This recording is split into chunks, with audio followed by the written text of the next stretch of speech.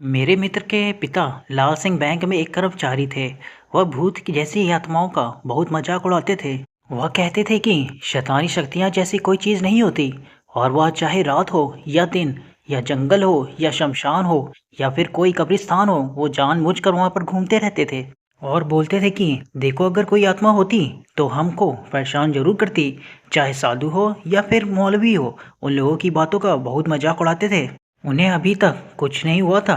एक दिन वो दोपहर के समय अकेले बैंक जा रहे थे, तभी उनको एक चौराहा पर नींबू, पेड़ा, फूल और लाल कपड़ा रखा हुआ दिखा, जिसके चारों ओर हल्दी का एक घेरा बनाया हुआ था। और वह सोच में पड़ गए कि दोपहर में यहाँ सब सामान किसने चढ़ाया है। और वह मस्ती के मूड में साइकिल से नीचे उतरे और जल्दी से बने हुए घेरे के अंदर से नींबू, लाल कपड़ा और मिठाई भी उठा ली, और साइकिल पर बैठकर हंसते हुए बैंक की ओर चले गए। वहां पर पहुंचकर काम करने में व्यस्त हो गए।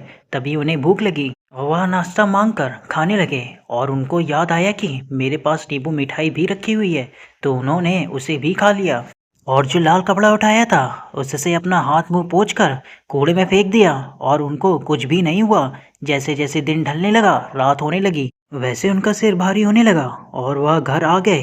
रात में 12 बजे ही वे जोर जोर से कभी हंसते और कभी रोते, और यहाँ तक कि वे अपना कपड़ा फाड़ देते थे, या फिर अपने आप को कैंची या चाकू से चाहे गला चाहे हाथ भी काटने लगते। एक दिन तो वह इतना हद कर दिए कि वह अपने गले में फांसी का फंदा लगाकर खड़े हो गए।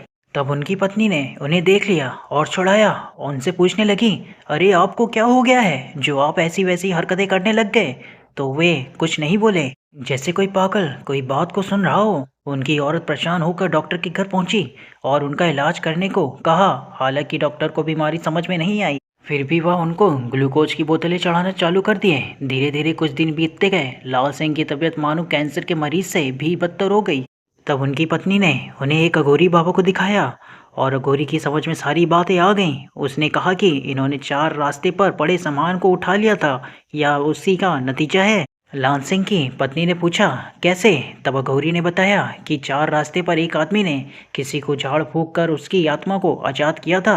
जैसे ही उसने सारा सामान चढ़ाकर पीछे लौटा, वैसे ही ये वहां पहुंचकर सारा सामान उठाकर रख लिए होंगे।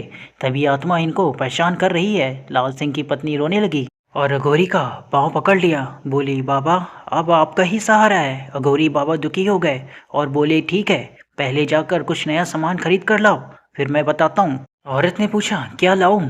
फिर गौरी ने बोला, जैसे नींबू, 1.25 किलो मिठाई, 1.25 मीटर लाल कपड़ा और एक फूलों का हार लेकर आओ, और यह सब अपने पति के हाथों से झूठा करवा कर हमें दे दो। तब हम देखते हैं कि हमसे क्या हो सकता है। जैसे अघोरी ने बताया, औरत ने वैसा ही किया।